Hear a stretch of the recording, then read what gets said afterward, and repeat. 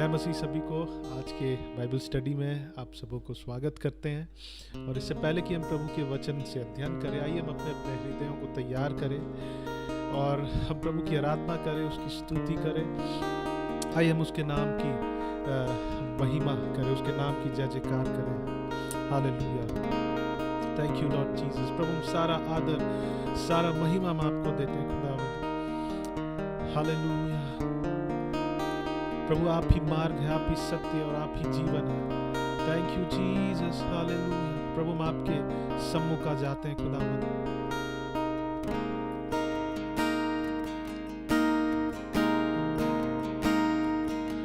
सारा आदर तुझे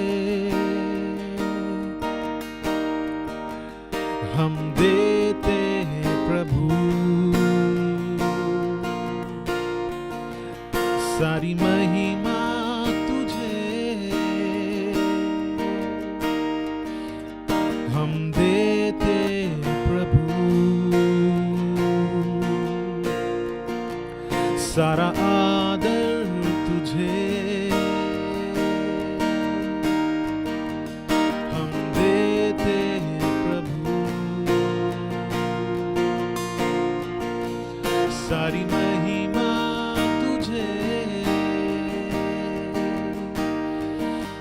हम देते यीशु। चरणों में हम तेरे आते हैं, हाथों को अपने उठाते हैं। चरणों में हम तेरे आते हैं, हाथों को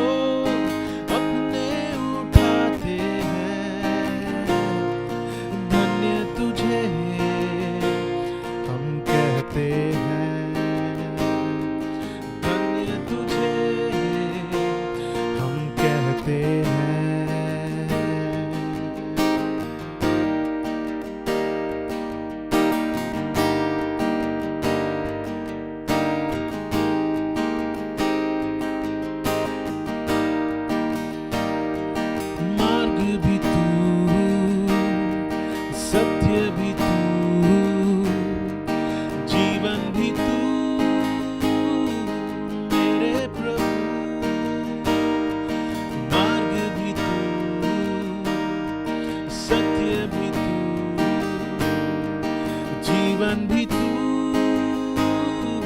मेरे प्रभु, मार्ग भी तू, सत्य भी तू, जीवन भी तू मेरे यीशु। मार्ग भी तू, सत्य भी तू,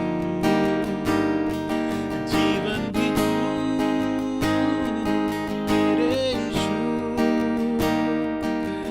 कर तेरी सजदा हम तो यहाँ, करते तेरी सजदा हम तो यहाँ। चरणों में हम तेरे आते हैं, हाथों को अपने उठाते हैं। चरणों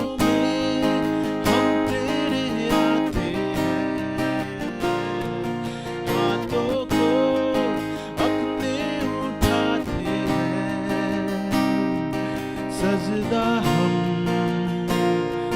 करते हैं, धन्य तुझे हम कहते हैं।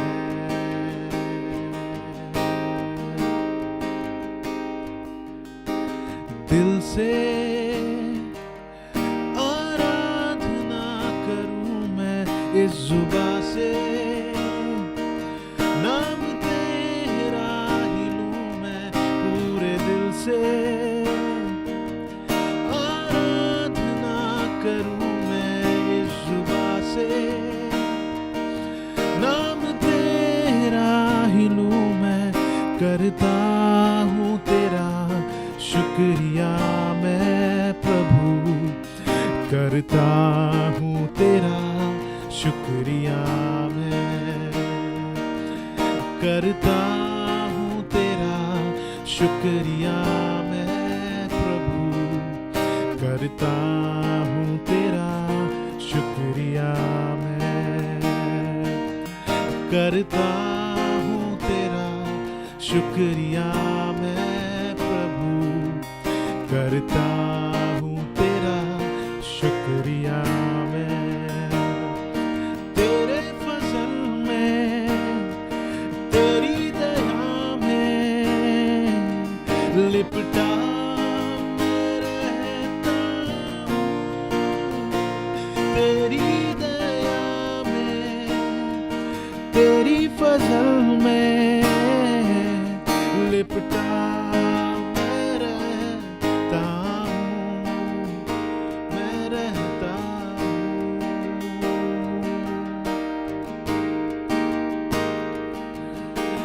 दिल से आराधना करूँ मैं इस जुबां से, नाम तेरा ही लूँ मैं पूरे दिल से,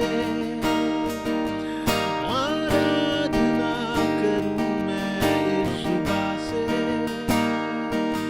नाम तेरा ही लूँ मैं करता हूँ तेरा, शुक्रिया मैं प्रभु करता हूँ तेरा, शुक्रिया मैं करता हूँ तेरा, शुक्रिया मैं प्रभु करता हूँ तेरा, शुक्रिया मैं करता हूँ तेरा, शुक्रिया मैं प्रभु करता हूँ तेरा, शुक्रिया मैं। फिर से एक बार प्रभु यीशु मसीह के नाम में सभी लोगों का मैं स्वागत करता हूं। आप जहां कहीं से भी जुड़े हैं आज के बाइबल अध्ययन में, मैं आपको ये कहना चाहता हूं कि आज आपको परमेश्वर जो है बहुत ही अद्भुत रीति से अपने वचन को समझाएगा। आइए हम जो है अपने हृदय और मन को तैयार करके बैठे और हम नोट्स भी लेना चाहते हैं तो हम नोट्स लें।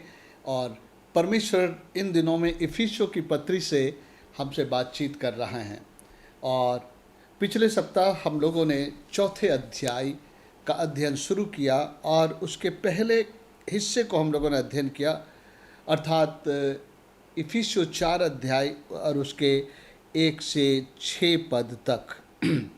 और जो है हमने उस पर जो है अध्ययन किया था कि ये हिस्सा जो है पिछले 3 अध्यायों में जो कुछ भी परमेश्वर समझाने की कोशिश कर रहा था, बतलाने की कोशिश कर रहा था, दिखलाने की कोशिश कर रहा था, अब उसका जो है व्यवहारिक रीति से कलीसिया में जो है सारी बातों को होने के संबंध में था। यानी कि जब हम लोग दूसरे और तीसरे अध्याय को पढ़े तो उसमें परमेश्वर ने इस बात को प्रकट किया था कि परमेश्वर ने यहूदियों और अन्य जातियों को मिलाकर अपने लिए एक जो है कलीसिया को बनाया, जिसको हम मसीह का देह कहते हैं। जैसा हम लोग जानते हैं दूसरे अध्याय में हम लोगों ने पढ़ा था कि पहल परमेश्वर ने यहूदियों को चुन लिया था अपनी प्रजा होने के लिए। सो सारी प्रतिज्ञाएं, सारी वाचा, ये सब कुछ जो है उनके लिए था और इस तरह से यहूदी लोग भी अपने को बहुत खास समझते थे और अन्य जातियों को जो है वो बहुत नीचे दृष्टि से देखते थे। वो स्वयं को परमेश्वर की प्रजा कहते थे, लेकिन अन्य जातियों को वो खतना रहित होने के नाते जो है वो लोग परमेश्वर की प्रजा नहीं मानते थे और इस तरह से अन्य जाति लोग परमेश्वर के प्रतिज्ञा के वारिस और भागीदार नहीं थे। लेकिन परमेश्वर ने जो है अपनी जो दया का धनी है अन्य जातियों को भी अपने में मिला लेता है। और हम लोग जानते हैं किस तरीके से वो जो है दोनों में से मिला करके अपने लिए प्रजा को तैयार करता है। उसको अपना घराना कहता है, उसको कलीसिया कहता है, उसको अपनी देह कहता है। और इसी चीज़ को अब वो इस चौथे अध्याय में बातचीत करता है।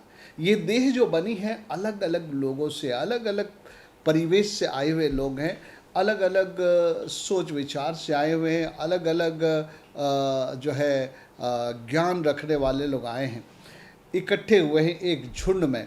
सो ये बहुत ही बड़ी चुनौती है कि इन लोगों को जो है एक देह में लाकर ये एहसास कराया जाए कि अब तुम जो हो एक ही देह के भागी हो और तुम्हारे लिए ये प्रिविलेज हैं। क्या क्या प्रिविलेज हैं उसमें बताया गया है कि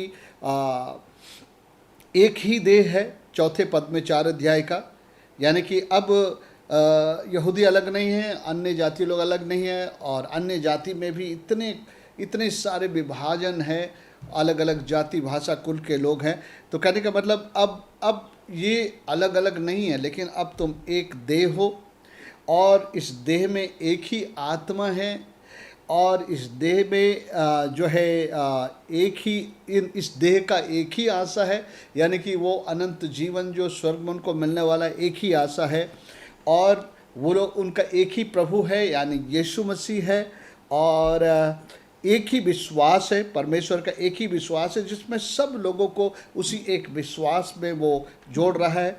एक ही बपतिस्मा है जिसके द्वारा सब लोग एक देह बने हैं, और सब लोगों का एक ही पिता है। जब सब कुछ एक है तो परमेश्वर चाहता है कि सारे विश्वासी लोग भी एक हों। मेरे प्रियो, ये केवल यीशु मसीह में संभव है। यीशु मसीह हमें एक बना सकता है। सो चौथा अध्याय जो है इसी बात का परमेश्वर ने जो है उल्लेख किया है कि अब जब तुम लोगों को मैंने एक कर लिया है, एक बना लिया है, तुम लोग यहूदी थे, अन्य जाति थे, अब लेकिन मैं चाहता हूँ कि तुम जो मेरी कलीसिया हो, मेरे देह हो, उसमें प्रेम और एकता रहे। प्रेम और एकता, है ना। पहले बहुत विरोध था, है ना। अन्य जाति यहूदी नहीं मिल सकते थे, उन लोगों को यहूदियों के आराधना स्थल के करीब आना नहीं था, वहाँ पर एक दीवार थी, और ये लोग आपस में एक दूसरे के साथ जो है अच्छा व्यवहार नहीं रखते थे। लेकिन बोलता है अब तुम लोग जो हो मेरी देह हो, एक ही आशा के लिए बुलाए गए हो, अनंत राज्य के लिए।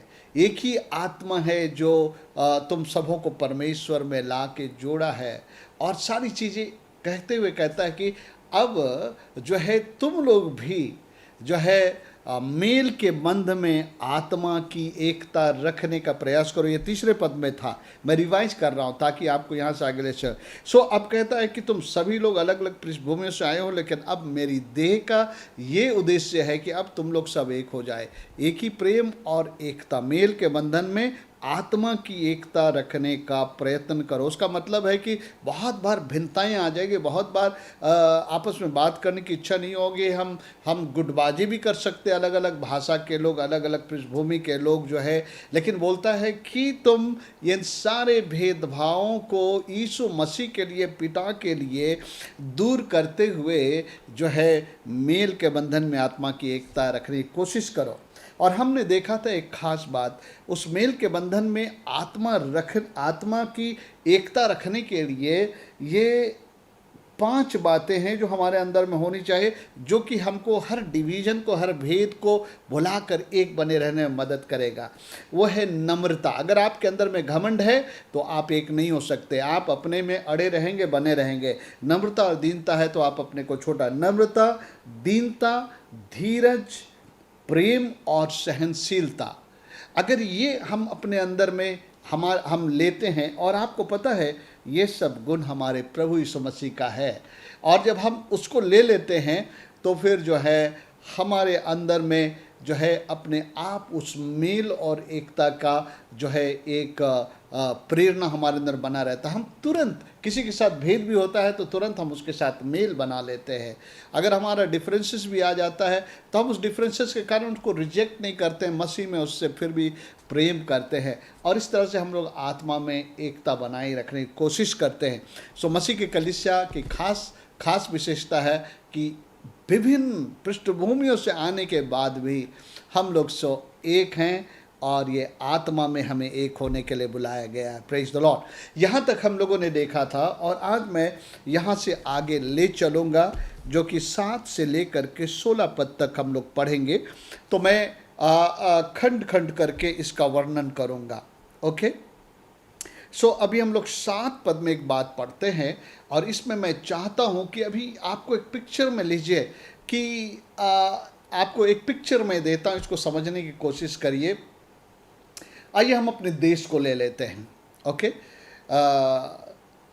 हमारा देश एक बहुत ही जो है विशाल देश है ना, विशाल महाद्वीप है।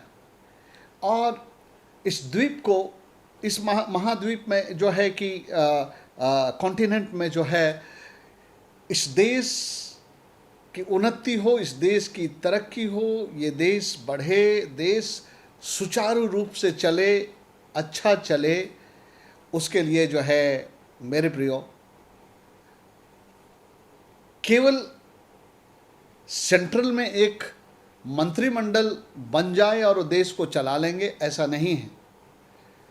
इस देश को चलाने के लिए, इस देश को बढ़ाने के लिए, उन्नति करने के लिए जो है देश के अलग अलग नागरिकों का सहयोग चाहिए। जो इस देश के मेंबर हैं उनको मैं कहूँगा नागरिक जो है, एक देश का जो है नागरिक, उसको हम कह सकते हैं इस देश का वो बोनाफाइड मेंबर है।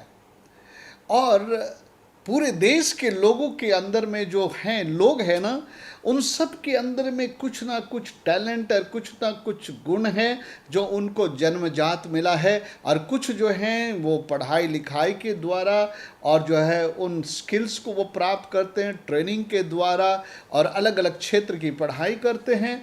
लोग जो है शिक्षक बनने के लिए उस ओर की पढ़ाई करते हैं, इंजीनियर बनने के लिए वो साइंस की पढ़ाई करके फिर वो इंजीनियरिंग में जाते हैं। कई लोग जो है प्रबंधन का कार्य करने के लिए जो है वो मैनेजमेंट कोर्सेस में जाते हैं, नाना किस्म की चीज़ जाते हैं। अगर हम देखें तो अगर आज इस देश अगर कोई उन्नति कर पा रही है, इसमें कुछ हम लोग इस देश के लिए होते हुए देख सकते हैं, तो ये मंत्रिमंडल में बैठा हुआ एक सरकार नहीं है, बल्कि इस देश के एक एक नागरिक जिसके अंदर में छोटी से छोटी गुण है वो एम्प्लॉय हो रहा है, जिसके कारण किसी न किसी क्षेत्र में देश की उन्नति के लिए उनका सहयोग बन रहा है। एक पियून चपरासी से लेकर के एक झाड़ू मारने वाले जो है आया से लेकर के जो है सबसे ऊंचे पद में जो आसीन लोग हैं, ये सब के सहयोग से ही देश बनता है। नहीं तो देश नहीं बन सकता, देश चल नहीं सकता है। इसमें सबकी भागीदारी की ज़रूरत होती है। एक दूसरा पिक्चर मैं आपको देना चाहता हूँ। हम लोग जिस शहर में रहते हैं, एक बहुत बड़ी कंपनी है, बहुत ही प्रसिद्ध कंपनी है, यह है टाटा आयरन स्टील कंपनी। ये टाटा आयरन स्टील कंपनी को आप देखेंगे तो इसका ग्रोथ, इसका प्रोडक्शन जो है कंपनी के जो मैनेजिंग डायरेक्टर के हाथ में नहीं है। मैनेजिंग डायरेक्टर उनका हेड है, लेकिन इस हेड के साथ में बहुत ब्रांचेस जुड़े हैं ना, उनके साथ जो है प्रबंधन वाले हैं, उसके साथ एग्जीक्यूटिव्स हैं, उसके नीचे में जो मैनेजर्स हैं, मैनेजर्स के नीचे में जो है फोरमैन हैं, फोरमैन के नीचे में जो लेबर हैं, अलग अलग डिपार्टमेंट, अलग अलग स्किल के लोग हैं। और इस कंपनी को जो ग्रोथ करने के लिए, बढ़ाने के लिए एक एक जो है एम्प्लॉय का सहयोग है। अगर ये एम्प्लॉय अपने अपने अंदर की जो क्षमता है, अपने अपने अंदर का जो गुण है, अगर उसका अगर वो सहयोग नहीं देंगे तो कंपनी का प्रोडक्शन नहीं हो सकता है।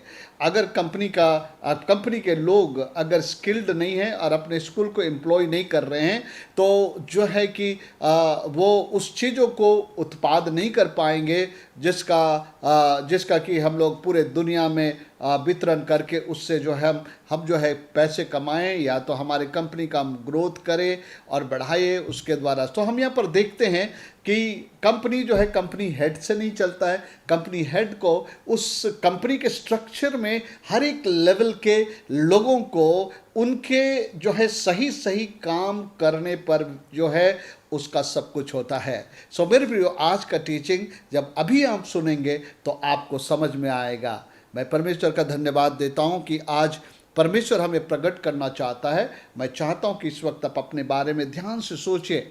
आप जो है कलीसिया के अंग हैं, आप मसीह के देह हैं, यीशु मसीह सिर है ना, वो मैनेजिंग डायरेक्टर है, और हम लोग जो हैं उसके अंडर में जो है कलीसिया मसीह का देह, जिसको कि सुचारू रीति से इस पृथ्वी पर परमेश्वर के महिमा के लिए बना रहना है, और उसकी देह की लगातार उन्नति हो, उसका देह जो है वो प्रोड्यूस कर सके जो परमेश्वर के योजना में है। उसका देह से परमेश्वर की योजना है कि इस पृथ्वी पर परमेश्वर का राज आए, देश दुनिया के कोने कोने में परमेश्वर के राज की स्थापना हो, कलीसिया की स्थापना हो, और जो है सारे दुनिया के लोगों को सुसमाचार पहुँचे। तो इसके लिए जो है मेरे प्रियो, आज जो दुनिया में हम एक स्ट्रक्चर देखते हैं, वो स्ट्रक्चर दुनिया को कहाँ से मिलती है? वो बाइबल से मिलती है। ओके, सो आइए हम लोग पढ़ते हैं। आज 7वें पद को पढ़ते हैं। 7वां पद में क्या लिखा? अभी हम लोग देह के बारे में बात कर ले, देह में यूनिटी हो और एकता हो, है ना। और उसके बाद में हम लोग 7 पद से देखते हैं कि ये देह उन्नति करे, और परमेश्वर की योजना इस देह के द्वारा जो पृथ्वी पर परमेश्वर को करने का है, वो सब कैसे करके पूरा होगा, उसका जो है यहाँ 7 पद में सबसे पहले पद में है। हम लोग पहला पद जिसका हम लोग अध्ययन करेंगे, उसमें ऐसा लिखा है। अभी तक वो एक देह की बात करता रहा, लेकिन अभी इंडिविजुअल की बात करेगा। अभी हम लोग सब मिलाकर एक देह हैं, है ना, एक इकाई है, एक कंपनी है, एक देश है, ऐसा समझ लीजिए। वैसे मसीह का भी एक देह है ना, मसीह का भी एक देह है। विश्वव्यापी कलीसिया मसीह का देह है। और हम लोग सीख लिए थे कि मसीह का देह कौन है? मसीह के खून से खरीदे हुए लोग, संसार से अलग किए हुए लोग, जो परमेश्वर से जुड़ गए हैं, वो उस देह का जो है हिस्सा है।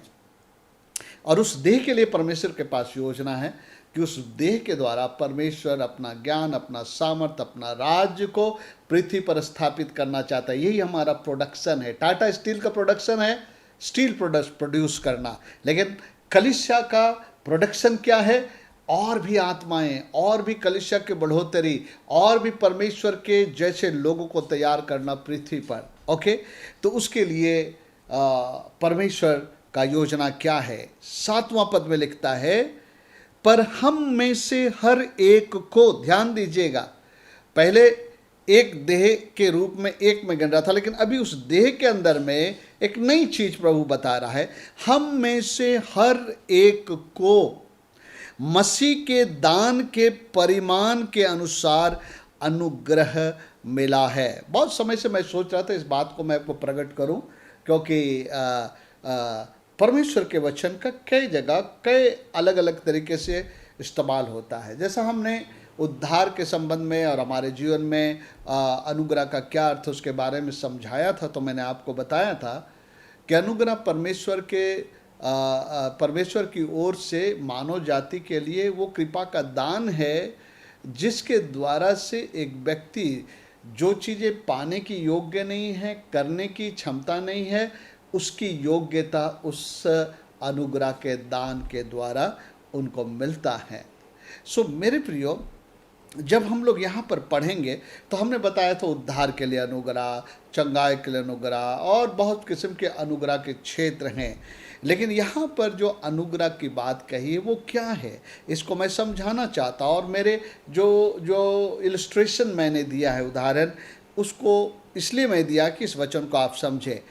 पर हम में से हर एक को, मतलब किनको?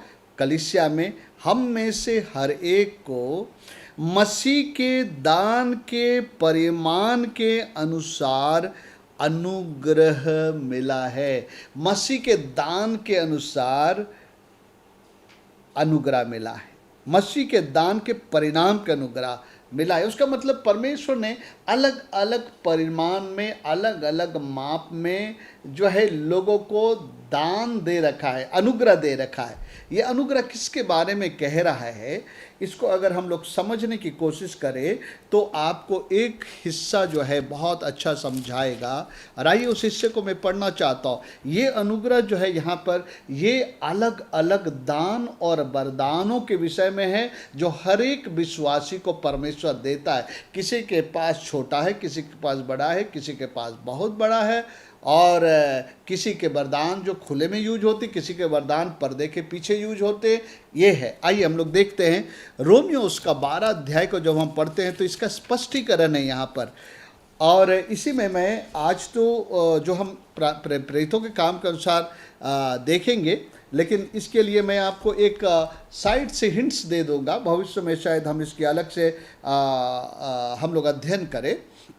आज का जो ये है उसके मुताबिक हम लोग थोड़ा अलग अध्ययन करेंगे, लेकिन यहाँ पर मैं आपको ले चलता हूँ 12 अध्याय में आप चलेंगे तो इस अनुग्रह, यहाँ बोल रहा है हर एक को मसीह के दान के परिमाण के अनुसार अनुग्रह मिला। जितने भी लोग आज उद्धार पाए और मसीह के देह में जुड़ गए हैं ना, उनको परमेश्वर ने कुछ ना कुछ, यीशु मसीह ने अपने दान के अनुसार, मतलब वो डिसाइड किया, यीशु मसीह डिसाइड किया किसको क्या देना है, कितना देना है। वो जो है यीशु मसीह उसके अनुसार जो है अनुग्रह प्रदान किया है।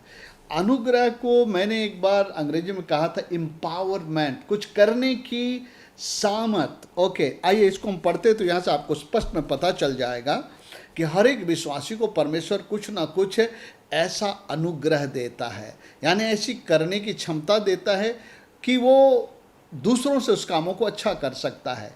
और इसमें कोई अपना डिसीजन नहीं लेता है कि मुझे ये काम मिले, मुझे वो मिले, वो दान मिले। नहीं, यीशु मसीह को जिसको अच्छा लगा है, जिसको देना है वही दे दिया। जिसको भी जो दे दिया है वो उससे संतुष्ट रहे, उससे बढ़ के वो ना सोचे, उससे हट के ना सोचे। और आप सोचे कि प्रभु ने मुझे खास मसीह के देह में ये दान दिया और मैं इसका पूरा पूरा उपयोग मसीह के देह के लिए करूँगा। आइए हम पढ़ते हैं 12 अध्याय को, ठीक है। 12 अध्याय को ओके, मैं पढ़ना शुरू करता हूँ 3 पद से। पौलुस यहाँ पर कह रहा, मैं उस अनुग्रह के कारण जो मुझको मिला, मतलब पौलुस बता रहा है कि जो अनुग्रह या जो वरदान या जो अथॉरिटी, जो पावर, जो क्षमता मुझे मिली है, तुम में से हर एक से कहता हूँ कि जैसा समझना चाहिए उससे बढ़कर कोई भी अपने आप को ना समझे, पर जैसा परमेश्वर ने हर एक को विश्वास परिणाम के अनुसार बांट दिया है वैसे शुभ बुद्धि के साथ समझे। कहने का मतलब है कि परमेश्वर अगर आपको एक गीतकार का वरदान दिया है कि आप गीत लिखते हैं और गीत गाते भी बहुत अच्छा हैं, तो लेकिन आपको बजाना नहीं आता है, तो आप अपने मन में सोचते हैं कि मुझे कोई वाद्य यंत्र बजाना नहीं आता है, अरे ये तो अच्छा नहीं है। नहीं, आप खुश रहिए, आपको प्रभु ने गीत लिखने और गाने की क्षमता दे दी है, बजाने की क्षमता नहीं दी है, लेकिन बजाने की क्षमता किसी और को उसने दे दिया दान। तो आप जो है खुश रहिए, आप आनंदित रहिए। इसको आपको जैसा प्रभु ने बनाया वैसे समझे, उससे बढ़कर ना समझे। अगर आपको प्रभु ने एक छोटा सा दास बनाया है, प्रभु का सेवा दिया है मसीह के देह में, तो आप मत सोचे कि भाई मैं दिनाकरण बनना चाहता हूँ। परमेश्वर को अगर उठाना होगा तो अपने उठाए, क्योंकि ये दान आप डिसाइड नहीं कर सकते हैं कि प्रभु अपने आप इस दान को देता है। आप नहीं डिसाइड करते कि मुझे ये दान मिलना चाहिए, वो वरदान मिलना चाहिए। ओके, सो बता, जिसको जैसा मिला है वैसे समझे, उससे हटकर मत समझे। हर एक को परमेश्वर ने उस विश्वास के परिणाम के अनुसार काम बांटा है, और इसमें कोई मनुष्य डिसाइड नहीं करता है, ये उसकी स्वतंत्र इच्छा है किसको क्या देना है। उसको हम आपको दिखलाएंगे और भी हिस्से में दिखलाएंगे। जो वरदान है ना, वो मनुष्य डिसाइड नहीं करता है, परमेश्वर देता है उनको। ओके, यहाँ पर आगे हम लोग पढ़ते हैं 4 पद से, सुनिए। क्योंकि जैसा हमारी एक देह में बहुत से अंग हैं और सब अंगों का एक सा काम नहीं है, ये हम बहुत अच्छी तरह समझ सकते हैं। हर अंगों का काम एक सा नहीं है। हमारे शरीर में बहुत सारे अंग हैं, हर अंग का एक सा काम नहीं है। वैसा ही हम जो बहुत हैं मसीह में एक देह होकर आपस में एक दूसरे के अंग है। सुनिए, देखिए, एक दूसरे के अंग है, मतलब एक अंग दूसरे अंग के बिना काम नहीं कर सकता है ना। इस हाथ में हम देख रहे हैं कि हमारा ये जो है पंजा है, ये एक जोड़ से यहाँ जुड़ा है। फिर अगला जोड़ जो है एक कोहनी से जुड़ा हुआ है, एक कोहनी कंधे से जुड़ा हुआ है। हर अंग के हर हिस्से को हर कोई की जरूरत है। ओके, 6 पद में लिखता है, जब उस अनुग्रह के अनुसार, ध्यान दीजिएगा क्योंकि हम में से हर एक को मसीह के दान के परिमाण के अनुसार अनुग्रह मिला है। तो इस यहाँ पर खुलासा हो गया, अनुग्रह कुछ नहीं है लेकिन ये वरदान है, वरदान है, गिफ्ट है। जबकि उस अनुग्रह के अनुसार जो हमें दिया गया है, हमें भिन्न भिन्न वरदान मिले हैं।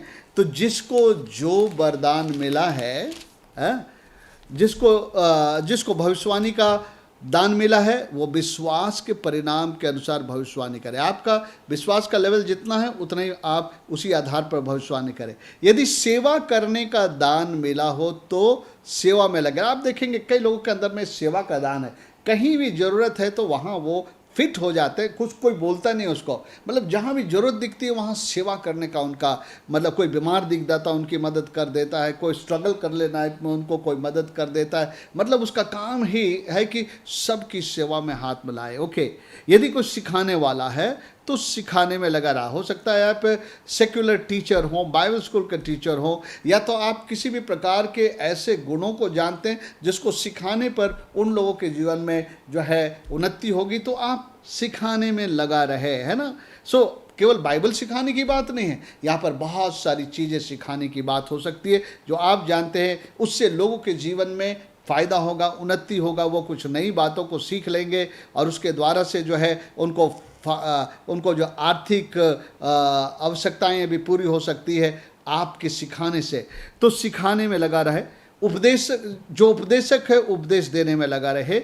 जो दान देने वाला है उदारता से दे। मेरे फिर दान देना भी किसी किसी का वरदान है, जिसको दान देने का वरदान है ना, वो देता ही रहता, उसको चिंता नहीं होती कि मुझको घटी हो जाएगा, मुझको कम हो जाए। जहाँ भी उसको दिखता है, ज़रूरत दिखता है, वो दान देता है। ऐसे तो हम लोग सभी लोगों को दान देने के लिए हमारा दान हो सकता है, नॉर्मल हो सकता है, लेकिन दान देने वाले का लाइफ ही है कि दान देना। और दान देने वालों को कमी नहीं होती है क्योंकि वो देता है, उसके पास और आता है, क्योंकि बाइबल में लिखा है, दो तो तुम्हें दिया जाएगा, दबा दबा के, हिला हिला कर लोग उमड़ता हुआ तुम्हारे गोद में डालेंगे। सो उन लोगों का सेवा ही है दान देना। कोई बोलता नहीं है, उसको मांगता नहीं कि कोई मांगेगा तो मैं दान दूंगा, नहीं, उसके अंदर से ना आत्मा में आता रहता है कि मैं किसकी मदद करूं, किसको मैं दान दूं, किसके जीवन में एक सहूलियत को लेकर के आऊं। वो क्या बोलता, दान देना और उदारता से दान देता रहे। जो अगुवाई करे, है ना, विभिन्न प्रकार की बातों में जो लगा, वर्शिप की अगुवाई करना, किसी लोगों को, किसी झुंड को किसी बात में अगुवाई करना, अगुवाई करने वाला अगुवाई करे, वह उत्साह से करे। ओके, जो दया करे वो हर्ष से करे। इवन दया भी एक वरदान है। वैसे तो दया करने के लिए यीशु मसीह सबसे कहता है, लेकिन किसी किसी के अंदर में ये दया का वरदान है। वो दूसरों के दुख तकलीफ पीड़ाओं में उसका दिल अंदर से रो उठता है और वो अपने आप को रोक नहीं पाता है, उन लोगों के लिए दया के काम करे। सो आप देख रहे हैं ये अनुग्रह क्या है। लिखा है कि जबकि उस अनुग्रह के अनुसार जो हमें दिया गया है, 12 का 6 पद रोमियो, हमें भिन्न भिन्न वरदान मिला है। सो इफिसियों के पत्री में जब हम देख रहे हैं यहाँ 4 अध्याय का 7 पर, हम में से हर एक को मसीह के दान के परिमाण के अनुसार अनुग्रह मिला। मतलब सब कोई को परमेश्वर ने वरदान दिया। मेरे प्रियो, हर विश्वासियों को मैं उत्साहित करना चाहता हूँ कि हर कोई के जीवन में कुछ ना कुछ परमेश्वर वरदान दिया है और वो आप डिसाइड नहीं किए हैं, लेकिन उसने दिया है। मेरे प्रियो, मैं जस्ट इसको बातों को तो सिखाऊंगा नहीं, लेकिन अभी जो प्रेरितों में जिस वरदान के बारे में हम देखने वाले, उससे हटकर 2 वरदानों का नाम मैं ले लेता हूँ। बाइबल में 3 प्रकार के वरदान हैं जो कलीसिया में इस्तेमाल हो सकता है, मसीह के देह में इस्तेमाल हो सकता है। और पहला वरदान जो है, जो अभी हम लोग रोमियो में पढ़े थे, रोमी 12 का 3 से 8 पद में, उसको हम लोग कहते हैं उत्प्रेरक वरदान। मोटिवेशनल गिफ्ट मतलब ये आपको मोटिवेट करती है। आपको कोई नहीं बोलता, लेकिन आपका गिफ्ट आपको जो मोटिवेट करता है कि तुम ये करो वो करो। ये मोटिवेशनल गिफ्ट जो रोमी 12 के अंदर में लिखा था, जिसके अंदर में दान देने का गिफ्ट है ना, किसी को बोलने की आवश्यकता नहीं, ऑटोमेटिक दान है। सेवा का गिफ्ट जिसके अंदर में ना, उनको कोई पूछेगा नहीं कि आप मेरी मदद करेंगे, वो कहीं भी रहेगा तो वो लग जाएगा सेवा में। सो इसको मोटिवेशनल गिफ्ट करते, जो आपको मोटिवेट करता है किस क्षेत्र में क्या करना है क्या नहीं करना है, आपके अंदर में से उस क्षेत्र में बहुत ज़्यादा प्रेरणा आएगा। सो प्रेरणादायक वरदान है। दूसरा है पवित्र आत्मा के वरदान, जिसको हम लोग पावर गिफ्ट करते हैं, जिसको हम लोग पहला कुरिन्थी 12 अध्याय में 9 पवित्र आत्मा के वरदानों के बारे में देखते हैं। उसमें विश्वास का वरदान है, उसमें ज्ञान की बातें हैं, word of knowledge, word of wisdom, और फिर जो है सामर्थ के काम करने वाले, और जो है आत्मा के परख के वरदान वाले, चंगाई के दान वाले, ये सब इसको पावर गिफ्ट्स बोलते हैं। और हम लोग जब उसको पढ़ेंगे ना, आज उसमें हम नहीं जा रहे हैं, क्योंकि उसमें भी लिखा है कि पवित्र आत्मा जिसे जो चाहता है उसको देता। हमारे चाहने से नहीं होगा कि ये वरदान मेरे पास होती, मेरे पास क्यों नहीं है वरदान, नहीं। जिसको जो वरदान प्रभु दिया है उस वरदान में आप काम करें। मसीह के देह में आप वो डिपार्टमेंट है जहाँ पर आप फुलफिल करें अपने ड्यूटी को। ओके, अगर चंगाई का वरदान है, चंगाई में आप इस्तेमाल हुए। दुष्ट आत्मा, अगर आपके पास बुद्धि और ज्ञान की बातें हैं, प्रभु आपको दिखाता है किसी के बारे में कुछ, तो आप उनको बता सकते हैं, उनके लिए प्रार्थना कर सकते हैं। और तीसरा वरदान है सिखाने वाले वरदान, मतलब जो लोग कलीसिया को सिखाते हैं। अभी हम लोग उसमें जाएंगे। तो हम लोग देखते हैं इस अध्याय में खास करके सिखाने वाले वरदान के बारे में रखा है। लेकिन केवल सिखाने वाला वरदान नहीं है, मैंने आपको 2 बता दिया। पहला मोटिवेशनल गिफ्ट है, जो परमेश्वर लोगों के अंदर में डाल के रखा है। जैसे जैसे बड़ा होते हैं उनका ना प्रेरणा उस क्षेत्र में जाता है। ओके, किसी किसी के अंदर में चित्रकारी, ड्राइंग का होता है। जैसे जैसे बड़ा होता है उसके अंदर में वो बातें आने लगती है और उसमें बहुत इंटरेस्ट होता है, उसमें बहुत किसी किसी की संगीत का प्रेरणा होता है, वो बहुत ही संगीत में बहुत जल्दी आकर्षित होता है, अपने से उसके अंदर में संगीत बजाने की जो इच्छा आती है, और उसके बाद वो सीख भी जाता बहुत आसानी से। वो वरदान उसके अंदर में दिया गया है। जिनके पास वो वरदान नहीं है वो भी सीख सकते हैं, उसको सिखाए जाने पर, प्रैक्टिस के दौरान भी सीख सकता है। लेकिन जिसको संगीत का वरदान मिला है उसको सिखाने की भी जरूरत नहीं, शायद वो देख करके ही, सुन कर ही वो सीख लेता है। और दूसरा है पवित्र आत्मा के वरदान, सामर्थ के सेवकाई के लिए। और तीसरा है सिखाने वाला का वरदान, जो कलीसिया में सिखाते हैं। तो यहाँ से जो 7 पद से लेकर के 10 पद तक जो है, वो इसमें ये क्या बताएगा, जब यीशु मसीह जो है वो स्वर्ग से नीचे उतरे, हम सबों के बीच में रहे, मर गए, गाड़े गए और पाताल में उतरे, फिर वहाँ से उठकर फिर स्वर्गीय स्थानों में चले गए, और फिर वहाँ से उसने लोगों को दान दिया बताता। बस उस वचन को पढ़ देता। इसलिए यह कहता है 8 पद, वह ऊंचे पर चढ़ा और बंदियों को बांध ले गया और मनुष्यों को दान दिए। बंदी लोग कौन थे? जो मसीह में प्रभु के पास जो पुराने नियम के विश्वासी लोग थे, वो लोग स्वर्ग में नहीं गए थे, वो लोग अब्राहम की गोद में ही थे। और उन लोगों को वो जब यीशु मसीह मर के जी उठा तो उन लोगों को भी अब्राहम के गोद से ले करके गया। सो मेरे प्रियो बोलता है, और उसके बाद कहता मनुष्यों को दान दिया। 9 पद में लिखता है, उसके चढ़ने से क्या पाया जाता है? केवल यह कि वो पृथ्वी के निचले जगहों में भी उतरा था। यीशु मसीह पृथ्वी के निचली जगह में, नरक में उतरा था, और जो उतर गया यह वही है जो सारे आकाश से ऊपर चढ़ भी गया कि सब कुछ परिपूर्ण करे। सो 7 से लेकर के 9 पद तक बता रहा है कि यीशु मसीह मरने के बाद, जी उठने के बाद, स्वर्ग में जाने के बाद, उसने जो है अपने वरदान, मसीह के दान के परिणाम के अनुसार हर एक को उसने एक अनुग्रह दिया है, और वो उसका वरदान है, वो उसका गिफ्ट है। सो हम लोग 2 अलग गिफ्ट के बारे में बातचीत कर चुके, उत्प्रेरक वरदान, मोटिवेशनल गिफ्ट, और पवित्रात्मक वरदान। आज हमारा वो विषय नहीं है, लेकिन मैं इसके स्पष्टीकरण के लिए रोमियो से जो पढ़ा कि ये अनुग्रह हमको मिला, ये क्या है? ये वरदान है, अलग अलग गिफ्ट है और वरदान है जो हमें मिला है। और वो क्यों मिला है? कि हम सभी लोग अपने अपने वरदान का जो है क्या बोलेंगे, हम उसको कलीसिया के लिए लगाएं, अपने वरदान को हम लोग जो है उसके द्वारा से सहयोग दें। और जब ये सभी लोग ठीक ठीक अपना अपना काम करेंगे ना, है ना, कि जो है मुझे ये वरदान मिला है, मैं इसके द्वारा सेवा कर सकता हूँ। हो सकता है कि आपको प्रार्थना का वरदान मिला हुआ है और आप बहुत इजीली प्रेयर में इन्वॉल्व होते हैं। आप प्रचार नहीं कर सकते हो दूसरे की तरह, लेकिन आपके अंदर में जो है प्रार्थना का वरदान है, तो आप जो है प्रार्थना में समय गुजारते एक एक बातों के लिए। हम में से हर एक, वो मैं प्रभु समझा रहा, हम लोग एक देह हैं, हम लोग सब, हमको यूनिटी बनाना है। उसके बाद जो है बोलता है कि देह में एक एक जन के पास परमेश्वर का वरदान है, जिसको निर्णय उसी ने लिया है, इसको मैं ये दे रहा हूँ, उसको मैं वो दे रहा हूँ, कोई अपने से डिसाइड नहीं करता है कि मुझे वरदान प्रभु यीशु मसीह दे, वो डिसाइड करता है। और पवित्र आत्मा के वरदान में एक ही आत्मा है जो सबको, जिसको जो चाहता वो देता है। ओके, और इसका उद्देश्य क्या है? तो हम लोग आज जो है प्रेरितों के काम के अंदर जो वरदान है, जो अलग अलग वरदान उसने दिए हैं, उसके बारे में पढ़ेंगे और उसके उद्देश्य को हम पढ़ेंगे। ओके, वैसे तो पूरे सब वरदान प्रभु के देह में इस्तेमाल होते हैं, लेकिन इस अध्याय में चूंकि सिखाने वालों के वरदान के बारे में लिखा है, तो उसकी चर्चा मैं आपके साथ करूँगा। यहाँ तक स्पष्ट हो गया कि यीशु मसीह मर के जी उठा, उसके बाद उसने दान दिया है और कलीसिया के एक एक सदस्य को दान दिया है। और 11 पद में जो है सिखाने वाले, मतलब कलीसिया के लोगों को सिखा पढ़ा करके परमेश्वर के जो है संपूर्ण उद्देश्य तक पहुंचाने वालों का वरदान है। वो 5 वरदान है। यहाँ पर लिखता है, उसने कुछ को प्रेरित नियुक्त करके, कुछ को, मैं 11 पद को पढ़ रहा हूँ, कुछ को भविष्यवक्ता नियुक्त करके, और कुछ को सुसमाचार सुनाने वाले नियुक्त करके, और कुछ को रखवाले और उपदेशक नियुक्त करके दे दिया।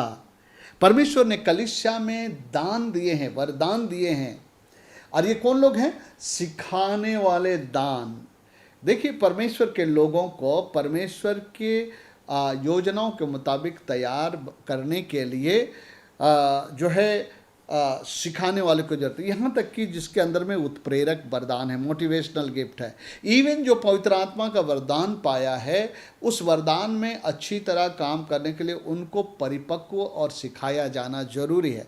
और इसलिए ये 5 प्रकार की सेवकाई जो है, ये बहुत ही फंडामेंटल गिफ्ट है चर्च के लिए। और अगर ये 5 प्रकार की सेवकाई कलीसिया को मिलती है, इसका टच है, तो मेरे प्रियो, उसके द्वारा मसीह की कलीसिया उन्नति करेगी और मसीह की कलीसिया मसीह की सेवा करेगी, और उस सेवा करने के द्वारा से परमेश्वर का राज बढ़ेगा, कलीसिया की स्थापना होगी और परमेश्वर के योजना अपने लोगों के मध्य में पूरा होगा। ओके, यहाँ हम लोग देखते हैं 5 प्रकार, प्रेरित एपोस्टल, और जो है भविष्यवक्ता प्रोफेट, और सुसमाचार सुनाने वाले इवेंजलिस्ट, जो लोगों को जाके सुसमाचार सुनाते। वैसे तो हम लोग सभी लोगों को सुसमाचार सुनाना, लेकिन कुछ लोगों की गिफ्ट होती है सुसमाचार, इवेंजलिस्ट का गिफ्ट होता, बहुत आसानी से लोगों तक पहुंचते, सुसमाचार सुनाते और लोगों को जो है पश्चाताप में ले आते हैं और कलीसिया में लोगों को लेकर आते हैं। फिर उसके बाद उपदेशक है, उपदेशक मतलब बाइबल टीचर, और तीसरा है रखवाला यानी पास्टर। ये 5 प्रकार के जो लोग हैं ना, इनका काम है लगातार मसीह के देह को प्रशिक्षण देना। और मैं हल्का हल्का इनका मैं बता देता हूँ। प्रेरित, अगर प्रेरित कहा जाए तो प्रेरित लोग जो भेजे गए, यीशु मसीह के द्वारा जो लोग भेजे गए, ये पहले 12 प्रेरित हुए जो यीशु मसीह के साथ रहे, और यीशु मसीह के द्वारा अथॉरिटी दे करके इनको भेजा गया सुसमाचार सुनाने के लिए। प्रेरित वो व्यक्ति है जो परमेश्वर के द्वारा भेजा गया है एक अधिकार को लेकर के, कि वो जगह जगह जाए और प्रभु के लिए कार्य की स्थापना करे और खोले, है ना। एक पास्टर शायद एक जगह चर्च शुरू करता है, लेकिन एक प्रेरित है वो बहुत सारे जगहों में जहाँ जहाँ उसको प्रभु ले जाता है वहाँ पर सेवकाई के द्वारा एक नया काम शुरू होता है ना। सो प्रेरित लोग चिन्ह चमत्कारों के साथ काम करते हैं, सुसमाचार सुनाते, नए नए द्वारों को खोलते हैं, नए नए कलीसियाओं की स्थापना उनके द्वारा होता है। तो आज हम लोग वो प्रेरितों के अहदे में नहीं काम करते हैं जो 12 प्रेरित थे, लेकिन जो है उसी प्रेरिताई की सेवकाई में कुछ लोग होते हैं जो जगह जगह जाकर प्रभु के काम को शुरू करते हैं और वहाँ पर एक कलीसिया खड़ी हो जाती है, वहाँ पर एक जो है प्रभु का झुंड तैयार हो जाता है। ये प्रेरित लोग हैं। भविष्यवक्ता वो है जो परमेश्वर से सुनता है और वो बोलता है, परमेश्वर के संदेश को लाता है। वो परमेश्वर से सुनता है और परमेश्वर की बातों को लोगों के पास में प्रकट करता है। कभी कभी आने वाले भविष्य के बातों को भी बताता है, लेकिन वो परमेश्वर के बातों को वो बतलाता है। भविष्यवाणी की बातों को बहुत अच्छी तरह से बताता है। वो परमेश्वर की जो भविष्यवाणी की किताबें हैं और उनका जो ज्ञान है, उनके पास उनकी अच्छी समझ होती है और वो उस भविष्यवक्ताओं के किताबों से लेकर वो अच्छा संदेश दे सकता है और परमेश्वर की ओर से जो भी वो सुनता है वो बतलाता है और जो है आने वाली बातों को भी, भविष्य में होने वाली बातों को भी वो प्रकट करता है परमेश्वर के आत्मा के द्वारा। उसके बाद जो है हम लोग देखते हैं जो है सुसमाचार सुनाने वाला कौन है कि वो लोगों को जाकर मन फिराव का संदेश सुनाता है, पापियों को परमेश्वर के राज में फिरने का संदेश सुनाता है। उनके अंदर में हमेशा ये प्रेरणा होता रहता है कि मैं सुसमाचार को सुनाऊं। वो जहाँ भी रहते हैं वो लोगों को सुसमाचार सुनाने लग जाते हैं मेरे प्रियो। और ऐसे तो हम सबों को भी प्रभु यीशु मसीह ने कहा कि तुम भी जाओ सारे जगत के लोगों को सुसमाचार सुनाओ। लेकिन ऐसे इवेंजर जैसे दिनाकरण, वो एक इवेंजलिस्ट है जो कि बहुत बड़े पैमाने पर जो है वो लोगों को प्रभु के राज में आकर्षित करते थे, लोग उनकी ओर मिलते थे। बिली ग्राहम एक बहुत बड़े इवेंजलिस्ट थे जिनके सभा में आने को लोग उद्धार पाए और उनका फल बना रहा। सो ये सुसमाचार प्रचार करने वाले हैं। और चौथा है जो है उपदेशक, मतलब जो टीचर, बाइबल टीचर। वैसे तो बाइबल बहुत लोग सिखाते हैं, पढ़ाते हैं, लेकिन जिसको ये गिफ्ट मिला है वो बाइबल को खोल सकते हैं, बाइबल के भेदों को, वचनों को जो है वो बहुत ज़्यादा खोल सकते हैं, अच्छी रीति से खोल सकते हैं। वो उनका गिफ्ट है ना। वो बाइबल के एक एक शब्द पे वो जो है आपको व्याख्या दे सकते हैं, एक एक वाक्य पे व्याख्या दे सकते हैं, एक एक चैप्टर पे व्याख्या दे सकते हैं। और उनका सिखाना जो इतना अच्छा है ना, सुनने वालों को बड़ी आसानी से समझ में आ जाती है। कभी कभी और आखिरी जो है पास्टर जो झुंड को खिलाता पिलाता देखभाल करता है। ओवरऑल जितने लोग जो है उनका देखभाल का जिम्मेवारी उसके पास होता है। और कई बार ये पास्टर इवेंजलिस्ट भी होता है, क्योंकि अगर प्रचार ना करे तो, सुसमाचार ना सुनाए तो आत्मा नहीं बचेंगे। और पास्टर का एक दूसरा गिफ्ट भी रहता है उस शिक्षा देने का, वो वचनों से लोगों को खिलाता सिखाता है। सो लोग कई गिफ्ट में, कभी कभी जो कंबाइंड गिफ्ट रहता है उसमें भी काम करते हैं, कभी कभी कोई पर्टिकुलर एक गिफ्ट में काम करते हैं, जैसे प्रेरित का या एक भविष्यवक्ता की सेवा या बाइबल टीचर के या सुसमाचार प्रचार के, एक या किसी में जो है वो साथ में वो गिफ्ट चलता है। लेकिन उनका मेन गिफ्ट जो है वो होता है जो परमेश्वर ने उसको स्पेशली दिया है। सो ये सिखाने वाले दान परमेश्वर का देने का उद्देश्य क्या था? क्यों परमेश्वर ने सिखाने वाले वरदान दिए? हर वरदानों का उद्देश्य है मसीह के देह में।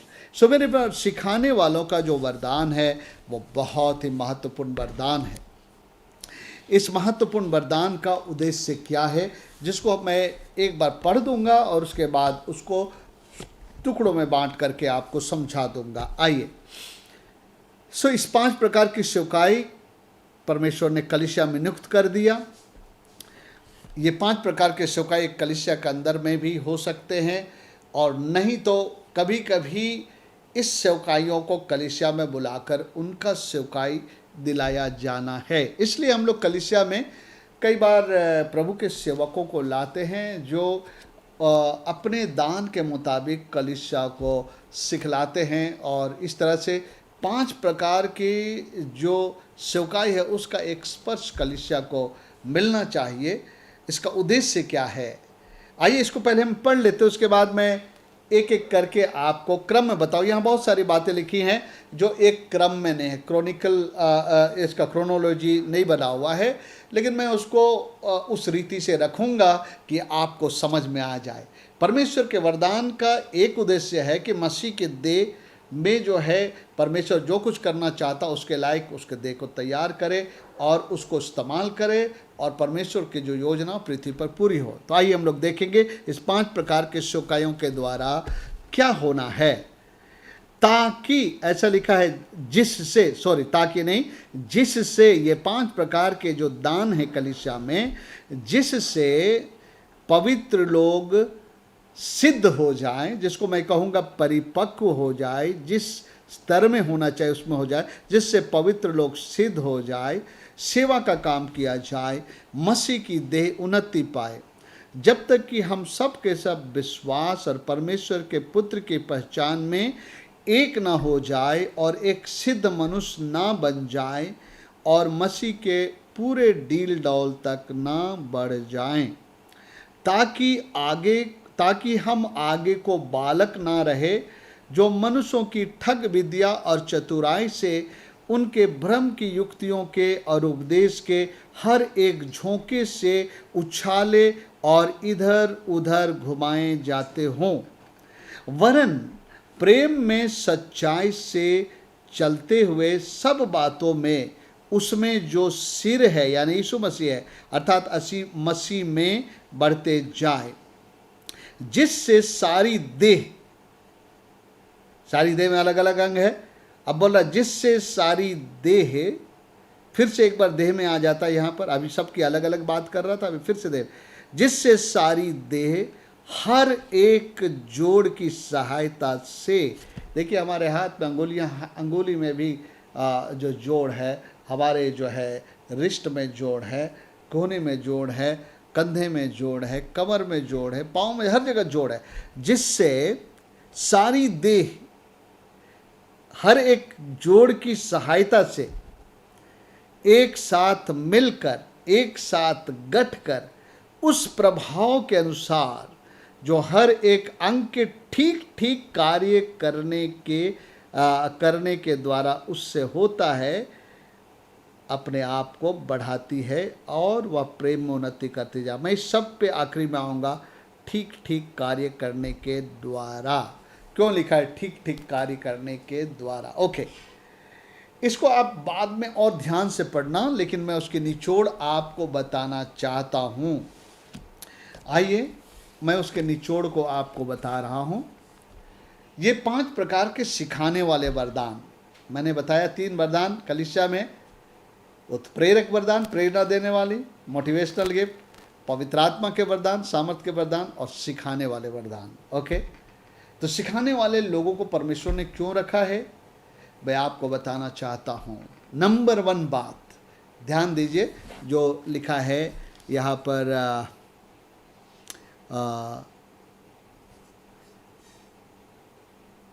ओके 14 पद में मैंने कहा ना कि मैं इसको आपको एक क्रम में रखना तो आपको समझ में आए।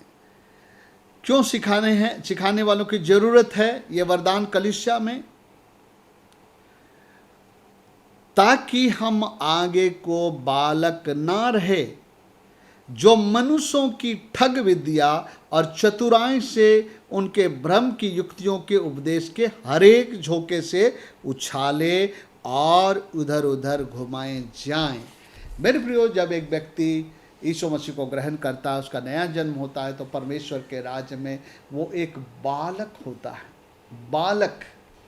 बालक को परमेश्वर का उतना ज्ञान नहीं होता, उतना समझ नहीं होता है।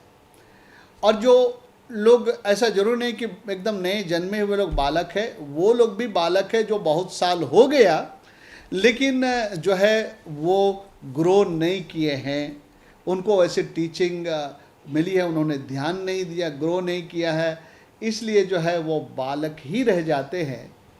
और जो बालक मसीह लोग हैं ना, वो झूठे शिक्षकों के शिक्षा के द्वारा जो है वो भ्रमित किए जाते हैं। यहाँ पर लिखा है ताकि हम आगे को बालक ना रहे, जो मनुष्यों की ठग विद्या और चतुराई से उनके भ्रम की युक्तियों के उपदेश के हर एक झोंके के उछाले उधर किए जाए।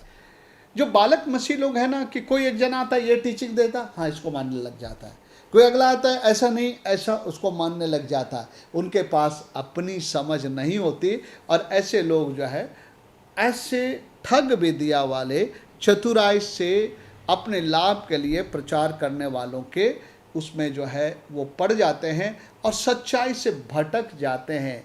क्योंकि तिमोथी की किताब में जब हम लोग पढ़ते हैं तो लिखा है कि ऐसे लोग आएंगे। ओके, 4 अध्याय को पढ़ते हैं, पहला तिमोथी का 4 अध्याय। परंतु आत्मा स्पष्टता से कहते हैं कि आने वाले समयों में, ये कौन सा समय है? मैं सोचता हूँ कि वो अभी की ही समय है। अभी बहुत किस्म का प्रचार हो रहा है, बहुत किस्म के बातों को लोग ला रहे हैं, नए नए ऐसे बातों को वो ले करके आ रहे हैं, डॉक्ट्रिन को ले करके आ रहे हैं और वो प्रचार कर रहे हैं। कुछ लोग एक ऐसे लोग हैं, वो कहते हैं कि अगर आपको अभिषेक पाना है, अच्छे सामर्थ को पाना है, बड़े चमत्कार का सेवकाई करना है, तो एक ऐसा प्रचारक जो बड़े चमत्कार करता था, उसके कब्र में 7 दिन तक लेटा करो। मेरे प्रियो, ये एक झूठी शिक्षा है, और बहुत सारे लोग सोचते हैं कि हमें वो मिल जाए, उनको वचन का ज्ञान नहीं है, तो वो भी वहाँ पर जा करके उस कब्र में लेटेंगे। मैं झूठ नहीं कह रहा हूँ, ये बातें हो रही है दुनिया में। मेरे प्रियो, यहाँ पर लिखा है, आत्मा स्पष्टता से कहती है, मैं पढ़ रहा हूँ पहले तिमोथी 4 अध्याय का, परंतु आत्मा स्पष्टता से कहता है कि आने वाले समय, और मैं आपसे कहूँ तो यही समय है। अभी आपको बहुत सारे प्रचार सुनने को मिलेंगे, लेकिन सावधान। परंतु आपको सुनना मना नहीं है, लेकिन आप सुनिएगा, लेकिन आपको परिपक्व होना जरूरी है ताकि आप जांच सके। परंतु आत्मा स्पष्टता से कहता है कि आने वाले समयों में कितने लोग भरमाने वाली आत्मा और दुष्ट आत्माओं की शिक्षाओं पर मन लगाकर विश्वास से बहक जाएंगे, भटक जाएंगे। ठग विद्याओं के अनुसार प्रचार के द्वारा वो बहकाए जाएंगे। मेरे प्रियो, सावधान, हम लोग आखिरी समय में रह रहे हैं, लेकिन मेरे प्रियो, केवल सावधान करने से नहीं चलेगा। आपको बालकपन की दशा से उठ करके जो है परिपक्व मसीह बनना पड़ेगा। परमेश्वर के वचन और शिक्षा के ज्ञान की भरपूरी में आकर जो बाइबल के वचन को परमेश्वर के पवित्र आत्मा के जो है प्रेरणा से आपको सिखाएं। इसलिए बहुत सावधान। आज आपको बहुत सुनने मिलेगा, आपके पास सब कुछ है, यूट्यूब है, और उसमें हर प्रकार के प्रचार आपको सुनने में, लेकिन अंत में एक जगह पर आपको पहुंचना होगा। जो बातें प्रचार हुई है, क्या ये सत्य है? क्या प्रभु के वचन के अनुसार है? बीरिया के लोग जाके जांचते थे बाइबल में पौलुस जो प्रचार कर रहा था वो सही बात बता रहा है नहीं बता रहा। इसलिए हम आंख बंद करके कि किसी बहुत प्रभावशाली वक्ता की बात को सुन करके हम लोग जो है ये ना हो जाए कि हाँ ये सिखा रहा है वो हमको सुन लेना। मेरे प्रियो, आज बहुत लोग आएंगे जो बहुत किस्म की बातें सिखाएंगे, हमको बड़ी सावधान होना है। लेकिन अगर हम परिपक्व नहीं है तो हम धोखे खा जाएंगे। आइए, यहाँ लिखा है कि अंत के समय में बहुत लोग भरमाने वाले आएंगे, दुष्ट आत्माओं की शिक्षाओं पर मन लगाकर विश्वास से लोग भाग जाएंगे। प्रभु हमको उस विश्वास में पहुंचना चाहता है जो मसीह का विश्वास है, और उससे हम ना भटके। ओके, आइए हम लोग यहाँ पर पढ़ते हैं, देखते हैं कि शिक्षकों की जरूरत क्यों है, ये सिखाने वालों की, और सिखाने वाले को भी परमेश्वर के करीब बैठकर प्रभु से वचन प्राप्त करके सिखाना है, और सीखने वाले को भी भूखा होना है। प्रभु तुम मुझे अच्छी शिक्षा दे, बता, सिखला, ताकि मैं परख सकूं कि शिक्षा सही है या नहीं है, ताकि मैं जो सही शिक्षा उसी पे चलो, मैं भटकूं ना। मैं जानता हूँ, मैं नाम नहीं लूँगा, लेकिन ऐसा हुआ कि अच्छे अच्छे पास्टर भी एक गलत शिक्षा में बहक करके उस गलत शिक्षा को अपना लिए। मैं आपको बता रहा हूँ, विश्वासी लोग नहीं, पास्टर लोग। कारण क्या है? क्योंकि हम परमेश्वर के वचन को जो है जानते नहीं हैं, परमेश्वर के वचन के द्वारा हम परिपक्व नहीं हुए हैं कि गलत और सही को जान सके।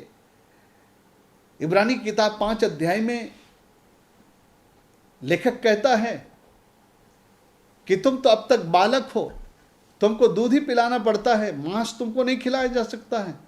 क्योंकि तुम्हारे ज्ञान जो लोग सिद्ध हैं या परिपक्व हों, वो परमेश्वर के वचन को समझ लिए हैं और वो उसमें अंतर कर सकते हैं, गलत और सही में उसको चुन सकते हैं। लेकिन तुम तो बालक हुई, तुम तो ऊंचे सुनते हो, तुमको तो अभी भी दूध पिलाना पड़ता। मेरे प्रियो, क्या आप 10 साल के मसीह हैं और वचन का ज्ञान आपको नहीं है? क्या आप प्रभु के सेवकों के अधीनता में बैठ के वचन सीखते हैं या नहीं सीखते हैं? मेरे प्रियो, ये समय है हम लोग परमेश्वर के वचन से परिपक्व होने की जरूरत है। अरे 5 प्रकार के जो सिखाने वाले वरदान हैं, उनका काम है एक कलीसिया में अपने विश्वासों को सिखाना। इसलिए हम लोग जो है परमेश्वर के वचन पर इतना जोर देते हैं। तो नंबर 1 रीजन क्या है, इन लोगों के द्वारा क्या करना है, ताकि ये लोग परिपक्व बने, सिद्ध बने, परमेश्वर के वचन के ज्ञान के द्वारा सिद्ध बने।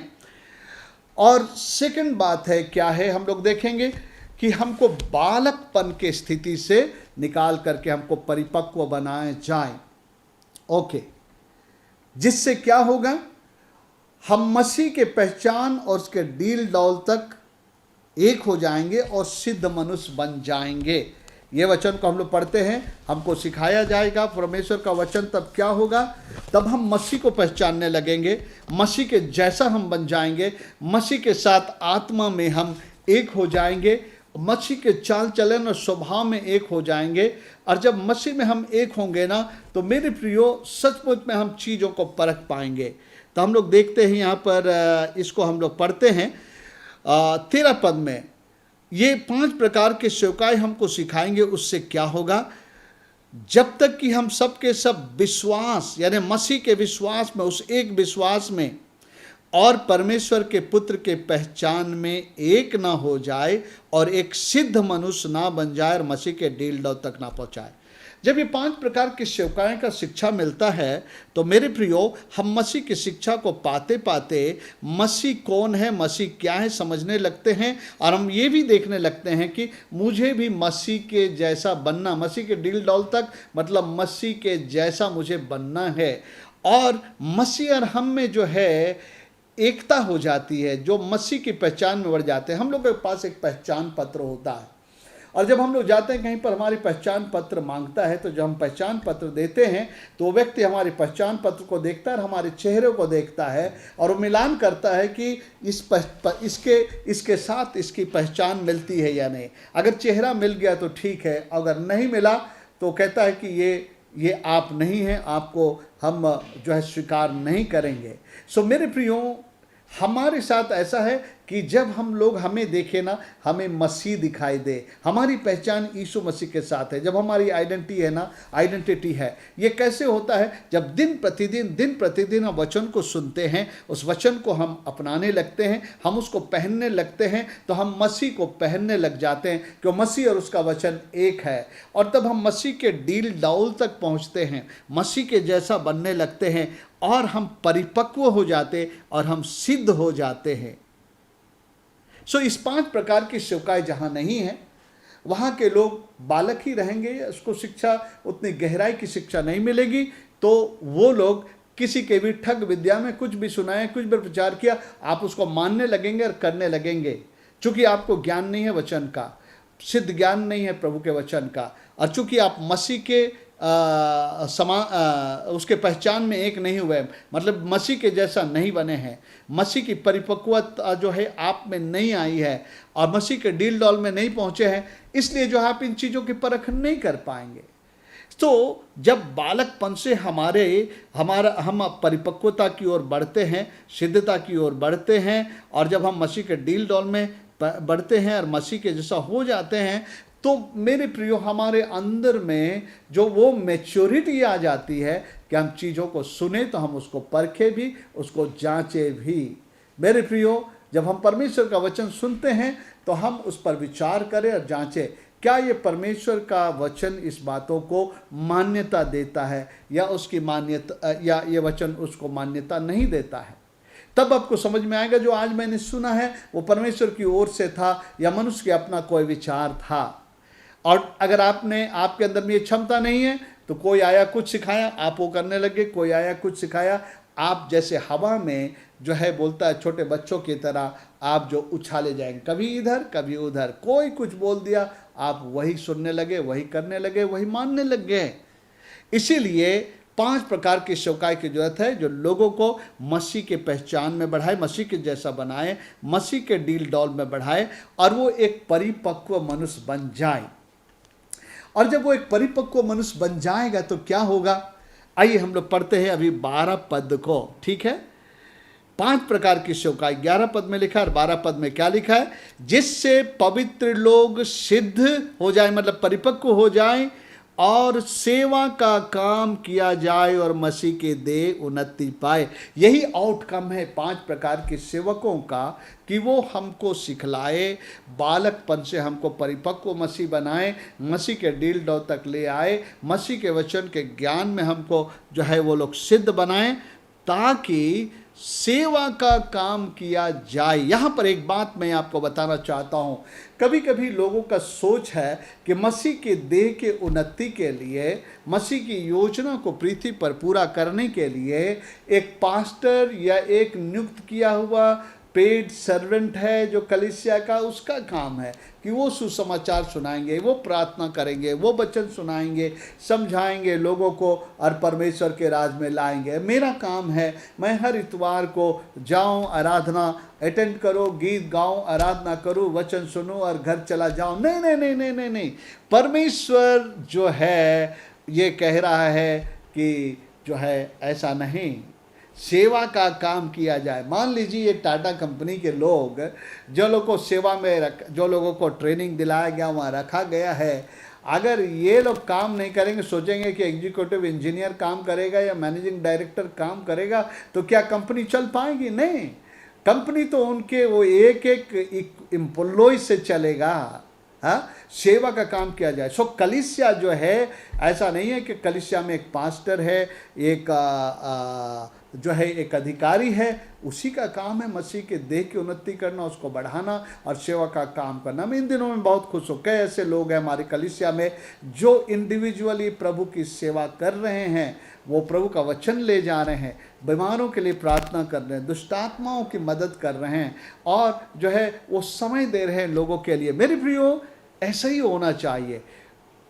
मसीह का देह में हर एक व्यक्ति जो है वो सेवा का काम करे, उसको जो वरदान मिला है मसीह के देह के लिए उसको एम्प्लॉय करे, उसको वो लगाए, वहाँ पर उस सेवा को वो दे। मैं प्रभु का धन्यवाद देता हूँ। हमारे कलीसिया में कई लोग हैं, मैं टेक्नोलॉजी नहीं समझता हूँ, रिकॉर्डिंग टेक्नोलॉजी, मैं प्रभु का धन्यवाद देता हूँ। हमारे जो है रोहित, सुमित, सालोम, इन लोगों के लिए जो ही समझते वो हमारे लिए करे। अगर ये काम मुझे करना होता तो मैं नहीं कर पाता, क्योंकि ये मेरा गिफ्ट नहीं है। लेकिन अगर मुझे संगीत के बारे में कहे तो मेरे अंदर में गिफ्ट है, मैं संगीत एंजॉय करता हूँ, संगीत बचा सकता हूँ और मैं अच्छा गायक तो नहीं हूँ लेकिन मैं गा भी सकता हूँ प्रभु के महिमा के लिए। ये मेरे लिए, ये मैं सेवा दिया, मैं वचन को सिखा सकता हूँ, ये मेरा काम है, मैं अगुवाई कर सकता हूँ, ये मेरा गिफ्ट है, मैं कर सकता हूँ। इसीलिए परमेश्वर चाहता है कि मसीह का देह, पूरा हर देह काम करे। ओके, अभी मैं 16 पद में ले चलता हूँ। क्यों कलीसियाओं में वृद्धि नहीं है? क्यों कलीसिया में प्रथम शताब्दी की कलीसिया का जो है कार्य नहीं देखा जाता है? आज कलीसिया क्यों बढ़ती नहीं है? कलीसिया के द्वारा और कलीसिया स्थापित क्यों नहीं होती है? उसका कारण है कि मसीह का देह है, परिपक्व नहीं हुआ है, सिद्ध नहीं बना है और जो वरदान उसको दिया गया है वो उसको वहाँ पर नहीं लगाया जा रहा। मेरे प्रियो, एक कलीसिया के पासवान का ये दृष्टि होना चाहिए कि मेरे कलीसिया में कैसे कैसे लोग हैं, किन के पास क्या गिफ्ट है, क्या वरदान है, किसको मैं कहाँ लगा सकता हूँ, किसको मैं कहाँ इस्तेमाल कर सकता हूँ, जहाँ पर कि मतलब वो कलीसिया के लिए वो लोग काम करते। कौन बच्चों को सिखाने का टैलेंट रखता है, उसको जो है संडे स्कूल में कौन जो है गीत गाकर प्रभु की आराधना कर सकता है, उसको वर्शिप में मैं लगा, कौन है प्रार्थना करने वाला है, उसको मैं प्रार्थना के टीम में मैं रख सकूं और उसका ध्यान होता है। और दूसरी ओर है कोई ज़रूरी नहीं है कि हर कोई को किसी खास जो है खुले हुए जो है एक कहा जाए तो लाइमलाइट में रख करके सवाल लिया जाए। आपको पता है मेरे अंदर ये गिफ्ट है, मैं कलीसिया के लिए कर सकता हूँ, कलीसिया में कभी काम की ज़रूरत है, मैं सेवा करने वाला हूँ, मुझे पता चलेगा या मुझे बताइए मैं यहाँ के काम करूँगा। तो अलग अलग भेंट वरदान हो सकते हैं। सो कलीसिया की उन्नति दो बातों में है, सुन लीजिए। एक तो है कि आत्मिक उन्नति जिसमें सब लोग परिपक्व हो, और दूसरी उन्नति है संख्या में कि और भी ज़्यादा उद्धार पाए और कलीसिया से जुड़े। ये उन्नति का दो हिस्सा है। एक आत्मिक उन्नति जहाँ सब लोग प्रभु में जो है परिपक्व हो गए हैं, बालकों की तरह नहीं है, और वो इतना है कि दूसरों को भी बता सकते हैं, और उसके अंदर में जो गिफ्ट है उसको लगा के कलीसिया की सेवा कर सकते हैं। और दूसरी बात है कि उस सेवा के परिणाम के स्वरूप हमारा जो प्रोडक्शन है वो एक नया विश्वासी, एक पापी को परमेश्वर के राज में लाना है, कलीसिया का उसको जो है एक भागीदार बनाना है। तो उसके लिए क्या जरूरी है कि कलीसिया के लोग बालक ना रहे, उनको परिपक्व किया जाए। इसलिए 5 प्रकार की सेवकाई को आपको लेना है, भूखा होना है, इन लोगों से वचन की शिक्षा लेना है और अपने आप को परिपक्व करना है। स्वयं भी बाइबल को पढ़ना है, परिपक्व होना है, सिद्ध होना है, मसीह में बढ़ना है। मसीह में जब आप एक होते हैं तो मसीह की समझ, मसीह की बुद्धि, मसीह का परख आपका परख हो जाता है। और फिर जो है आप इतने परिपक्व हो जाते हैं कि अब आप खुद सेवा कर सकते हैं, दूसरों की मदद कर सकते हैं। तो सेवा का दो हिस्सा है, एक तो है लोगों को सुसमाचार सुना, प्रभु में लाना, और फिर उनको भी परिपक्व बनाना। तो अभी हम लोग 16 पद में जाएंगे। मैंने कहा था, मैं आपसे कहा था कि मैं इस पद में आऊँगा। 16 पद में सुनिए, जिससे सारी देह, ओके, सब हम लोग मसीह में बालक थे, हमको 5 प्रकार की सेवकाई मिले जिससे हम लोग मसीह में बढ़े, उसके डील डॉल में बढ़े, उसके पहचान में बढ़े, ताकि अब हम लोग सेवा के काम कर सके। और जब हम लोग सब कोई परिपक्व होते हैं और मसीह यीशु से हम जुड़े रहते हैं, क्योंकि वो हमारा सिर है, मसीह यीशु से अलग होकर हम लोग कुछ नहीं कर सकते। याद रखिएगा, मसीह के बिना कुछ नहीं कर सकते। हर समय हम मसीह को अपना सिर माने, उसी से जुड़े रहे, उसी की अगुवाई में चले, उसी के रहनुमाई में हम लोग चले। 16 पद को देखिए, जब एक बालक को शिक्षा मिलता है, उसको परिपक्व किया जाता, मसीह के डील डॉल तक आ जाते हैं और सिद्ध मनुष्य बन जाते हैं, तब अब सेवा के काम करने के लिए वो लोग तैयार हैं। तो कैसे होगा? 16 पद में लिखता है, जिससे सारी देह, मतलब अगर मसीह के देह में, आपके कलीसिया में अगर 100 लोग हैं तो ये देह है, एक देह हम बोल रहे हैं, जिससे सारी देह, कलीसिया एक देह है, हर एक जोड़ की सहायता, हर एक जोड़ को ले लीजिए, एक एक हिस्सा को ले लीजिए, एक एक विश्वासी, हर एक जोड़ की सहायता से एक साथ मिलकर, एक साथ गठकर, उस प्रभाव के अनुसार जो हर एक अंग के ठीक ठीक कार्य करने के द्वारा, उससे हर एक अंग के ठीक ठीक कार्य करने के द्वारा मतलब हर कोई को जो वरदान मिला है, हर कोई उस वरदान को सहयोग में देता है। और आप ऐसा नहीं सोचना है कि मेरा वरदान इतना महत्वपूर्ण नहीं है, या मेरा वरदान, मेरे पास ऐसा वरदान होना चाहिए कि मैं हमेशा सामने में दिखाई दूँ। कई लोग सामने कभी नहीं दिखेंगे, लेकिन वो परमेश्वर के राज के लिए बहुत बड़े सहयोगी होंगे। प्रार्थना करने वाले कभी स्टेज में नहीं दिखाई देते, उन पर्दे के पीछे होते हैं, बंद कमरे में होते हैं, लेकिन उनके प्रार्थना के कारण प्रभु के सेवक लोग सफल होते हैं। सो बोलता है, हर एक अंग के ठीक ठीक कार्य करने से, मतलब हर एक विश्वासी को जो गिफ्ट मिला है, उस गिफ्ट को मसीह के देह में जब भी जरूरत है वो लगाते हैं, उसके ठीक ठीक कार्य करने के द्वारा उससे होता है और अपने आप को बढ़ाती है, प्रेम में उन्नति करती है। जब हर एक अंग अपने गिफ्ट को, जिसको उन्होंने पहचाना है, मैं चाहूँगा कि आप लोग रोमी 12 अध्याय को पढ़िएगा और पहला कुरिन्थियों 12 अध्याय का पढ़िएगा और पहला कुरिन्थियों 12 अध्याय को पढ़िएगा। वहाँ पर 2 प्रकार के गिफ्ट है, मोटिवेशनल गिफ्ट मतलब प्रेरणा देने, जो आपको प्रेरित करती है, पवित्र आत्मा के वरदान, सामर्थ के वरदान है, उनको भी देखिएगा। और जो है मेरे प्रिय, शिक्षा वाले वरदान, सभी लोग इस वरदान में नहीं हैं कि वो प्रेरित हैं, कि वो भविष्यवक्ता हैं, सुसमाचार सुनाने वाले हैं या रखवाले पे। सभी लोग इस बड़ी सेवकाई में सभी लोग नहीं होते हैं, लेकिन बाकी सारी सेवकाई कलीसिया के लोगों में हो सकती है। और जिसको जो है पहचान करके परमेश्वर के समय पर प्रभु के दास, प्रभु के सेवक उसको जो है उसमें बढ़ा सकते हैं। लेकिन हम कभी कोशिश ना करें कि हम अपने आप को एक्सपोज करें कि मेरे अंदर ये गिफ्ट आ रहा है, मैं इसको इस्तेमाल करना चाहता हूँ, पास्टर मुझे समय दीजिए। नहीं, पास्टर को भी परमेश्वर दर्शाएगा और समय के अनुसार, क्योंकि बाइबल में तिमोथी में लिखा है कि वो नया चेला ना हो। जिन लोगों को हम लोग किसी काम में रखते हैं, किसी क्षेत्र में लगाते हैं, तिमोथी कहता है नया चेला ना हो, नहीं तो जो है वो घमंड से गिर सकता है। सो मेरे प्रियो, पर आप जानिए क्या है आपकी बुलाहट, क्या है आपके अंदर में गुण, उसको आप एम्प्लॉय करें प्रभु के राज में। मैं इसको कैसे इस्तेमाल करूं, उसके द्वारा मैं अपने विश्वासी भाई बहनों की कैसे सेवा करूं, और मुझे जो वरदान मिला मैं उसको मैं सेवकाई में दूंगा, मैं अपने आप को पीछे नहीं रखूंगा। जब हर एक अंग के ठीक ठीक कार्य करने के द्वारा उसमें होता है, कलीसिया अपने आप को बढ़ाती है और वह प्रेम में उन्नति करती जाती है। प्रेम और एकता, मैंने बताया था, प्रेम और एकता में रहते हुए जो है मसीह की देह उन्नति करती। देह उन्नति करने का मतलब आत्मिक रीति से भी उन्नति करती है, उस कलीसिया के लोग परिपक्व होते हैं और संख्या में भी उन्नति करते हैं। सो मेरे प्रियो, मैं आप सबों को इस वचन के द्वारा आज उत्साहित करता हूं कि आप खास हैं, आपके अंदर में कोई ना कोई मसीह ने गिफ्ट दिया है। सबको अपनी चाह के अनुसार मसीह ने गिफ्ट दिया है, हमारी चाहने से नहीं लेकिन अपनी चाहने से। और जो भी आपको दिया, आपका गिफ्ट किसी से कम नहीं है, आपका गिफ्ट बहुत छोटा होगा, लेकिन जो स्टेज में खड़ा होने वाला एक इवेंजलिस्ट है, एक प्रेरित है, उससे कम नहीं है, क्योंकि परमेश्वर ने जाना है आपको कौन से गिफ्ट देना है, उनको कौन से गिफ्ट देना है। और ये परमेश्वर का चुनाव है, हमको स्वीकार करना है। जो भी गिफ्ट मुझे मिला है, जो भी वरदान मुझे मिला है, जो भी अनुग्रह की क्षमता मुझे मिली है, मैं मसीह के देह के साथ अपना काम करूंगा। ठीक ठीक हर एक अंग काम करेगी और वो प्रेम में और जो है उन्नति करेगी और प्रेम में बढ़ती जाएगी। और उस कलीसिया के अंदर में परमेश्वर दिखाई देंगे, परमेश्वर का जीवन, परमेश्वर का सामर्थ्य दिखाई देगा। उस कलीसिया में जब कोई विजिटर्स आएंगे, उन्हें वहाँ पर जो है उनको जीवन को परमेश्वर छुएगा, क्योंकि वहाँ पर जो मसीह की देह में एकता है, मसीह के देह में प्रेम है और मसीह का देह परिपक्व है। आइए, आज ऐसी कलीसिया की आवश्यकता है और हम लोग आइए हम निश्चय करें कि मैं भी इस कलीसिया का, ऐसे कलीसिया का मैं एक परिपक्व जो है सदस्य बनूंगा और मेरे जीवन के द्वारा परमेश्वर की योजना और इच्छा पूरी हो। परमेश्वर इस वचन पर आशीष दे। आइए हम प्रार्थना करें। प्यारे पिता परमेश्वर, मैं आपका धन्यवाद करता हूँ।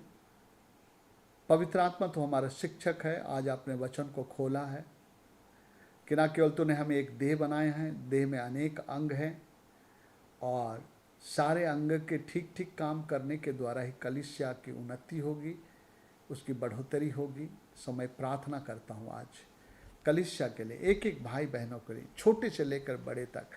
प्रभु, तुमको तूने चुना और तेरे देह में रखा, इस स्थानीय देह में रखा। मैं प्रार्थना करता हूँ हर कोई को अपना जो वरदान समझ में आने लगे, प्रेरणा देने वाला वरदान, सामर्थ के वरदान, और प्यारे पिता परमेश्वर अगर किसी को सिखाने वाले का वरदान मिला है, प्यारे पिता परमेश्वर वो पहचानने लगे उसको और सारे कलीसिया के साथ मिल करके अपने वरदान के साथ सहयोग देते हुए मसीह के देह की उन्नति करने पाए।